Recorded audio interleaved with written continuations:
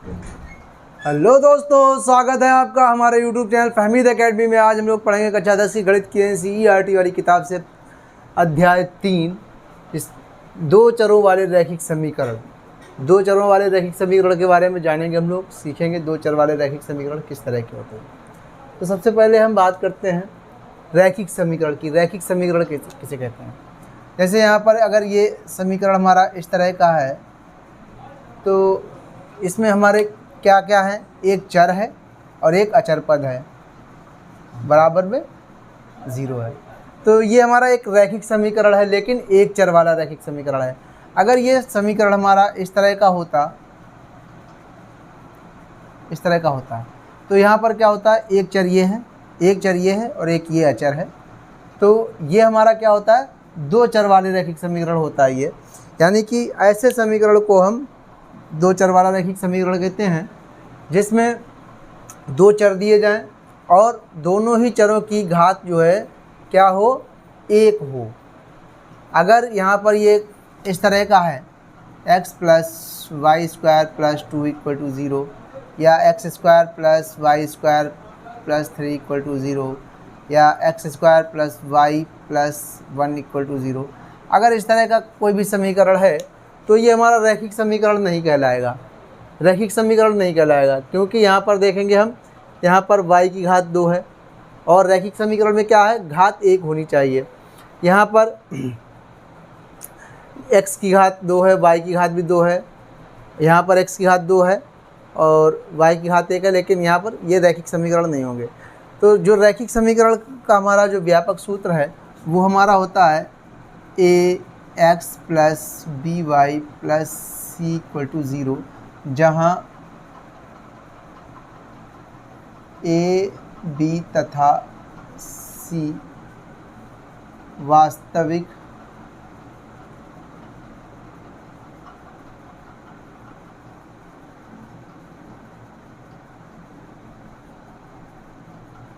संख्याएं कह रहे हैं। जो रैखिक समीकरण होगा वो हमारा ax plus b y plus c equal to 0 के टाइप का होगा। और क्या होता है, जहाँ a b c क्या है, a b तथा c लिखा नहीं तो c छूट गया, यहाँ पर इसको लिख लें, a b तथा c वास्तविक, a b तथा c वास्तविक संख्याएं हैं। a b c का मान क्या हो सकता है हमारा, जैसे यहाँ पर a 1 हो सकता है, 2 हो सकता है, 3 हो सकता है, इसी प्रकार से b भी है जो हमारा 1 2 3 कुछ भी हो सकता है, c है 4 कुछ भी हो सकता है। a b c का मान कोई भी वास्तविक संख्या हो सकती है, रूट में हो सकती है। तो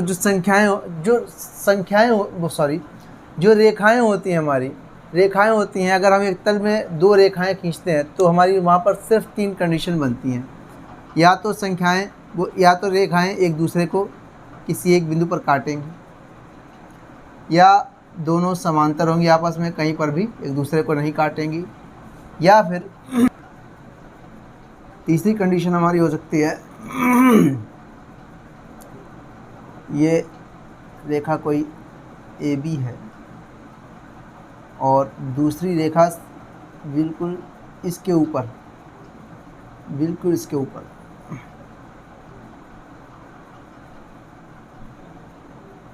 ये AB रेखा के ऊपर दूसरी रेखा है, ये CD रेखा है। यानी कि या तो रेखाएं संपाती होंगी, मतलब एक के ऊपर एक होगी, या रेखाएं समांतर होंगी, एक दूसरे को कहीं पर भी नहीं काटेंगी, या दोनों रेखाएं एक दूसरे को कहीं पर एक जगह पर काट रही हों। तो यहाँ पर हम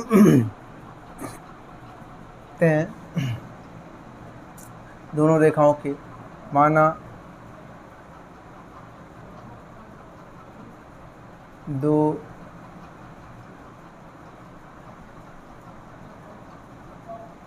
रैखिक समीकरण a1x plus b1y plus c1 equal to 0 तथा ये वाला नहीं है, ये पोर्शन हमारा अलग हो गया, तथा a2x plus b2y plus c2 equal to 0,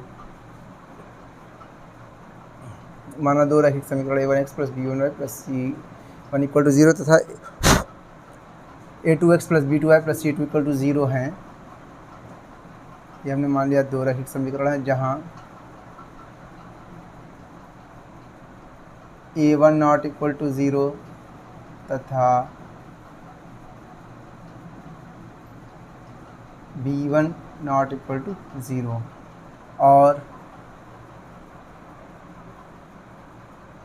a2 not equal to 0 तथा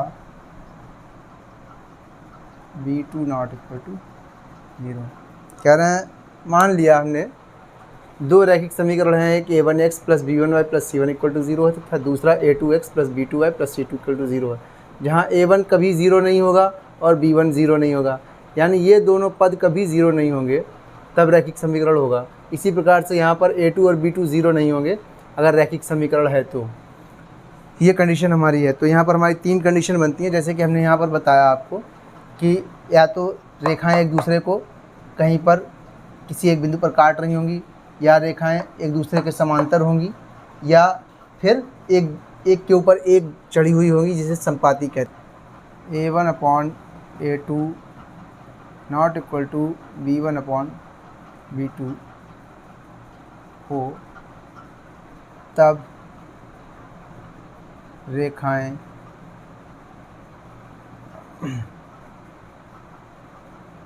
प्रतिच्छेद कर सकती हैं।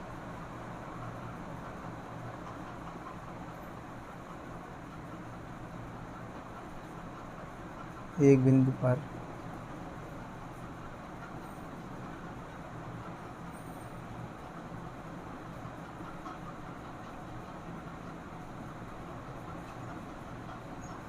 प्रतिच्छेद कर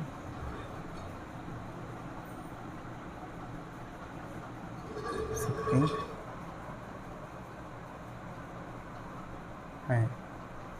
ऐसी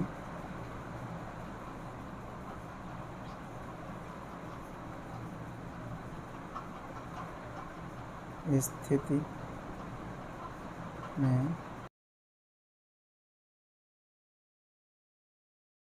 युग्म का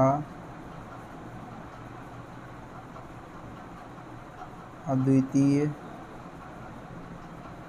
मतलब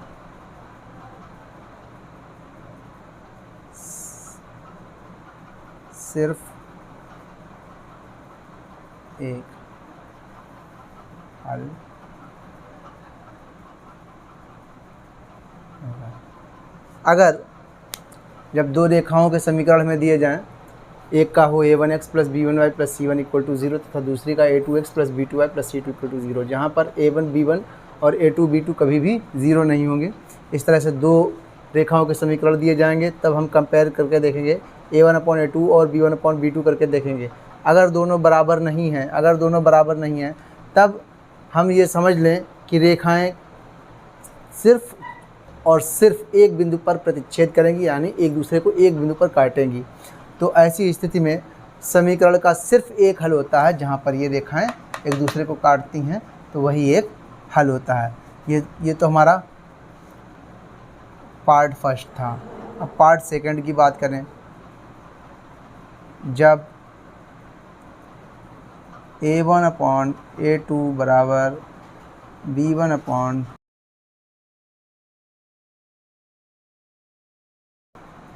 हो तब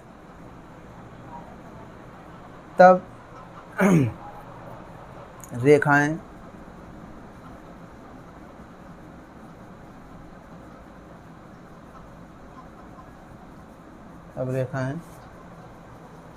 संपाती हो सकती हैं।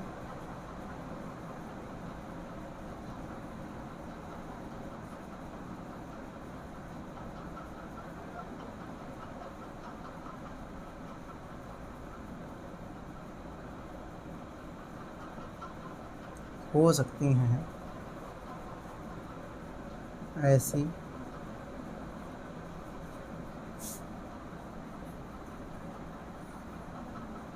स्थिति में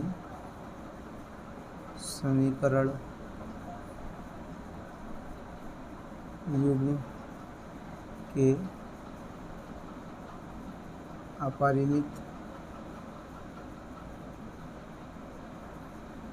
रूप से अनेक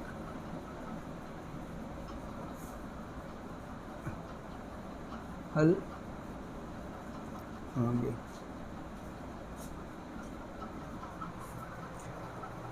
हमारी कंडीशन ये बनती है जब हम दोनों समीकरण का a1/a2 और b1/b2 c1/c2 निकालेंगे, अगर तीनों ये बराबर आ जाते हैं हमारे, तब रेखाएं कैसी होंगी? इस रूप की होंगी हमारी, यानी एक के ऊपर एक रेखा होगी। जब एक के ऊपर एक रेखा होगी तो उन दोनों रेखाओं के समीकरण युग्म के अपरिमित रूप से अनेक हल होंगे, क्योंकि यहाँ पर जब एक रेखा एक के ऊपर है तो उसके अनेक हल होंगे। हल कहते हैं यहाँ पर, जैसे ये रेखा यहाँ पर एक दूसरे को काट रही थी, एक जगह पर मिल रही थी, ये एक जगह पर मिल रही थी तो सिर्फ एक हल था। तो यहाँ पर ये तो पूरी की पूरी रेखाएं मिल रही हैं आपस में, एक दूसरे के ऊपर एक रखी हुई हैं, तो यहाँ पर इसके अनेक हल होंगे। तो ये हमारी दो कंडीशन। तीसरा पार्ट हो गया हमारा, जब a1/a2 बराबर हो b1/b2 के और नॉट इक्वल टू हो c1/c2, तब जब a1/a2 बराबर हो b1/b2 के और c1/c2 इन दोनों के बराबर ना हो, तब रेखाएं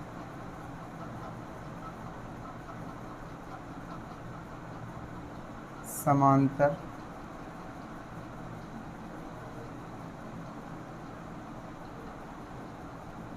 हो सकती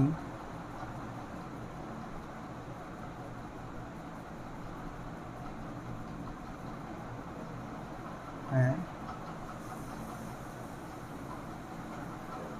ऐसी स्थिति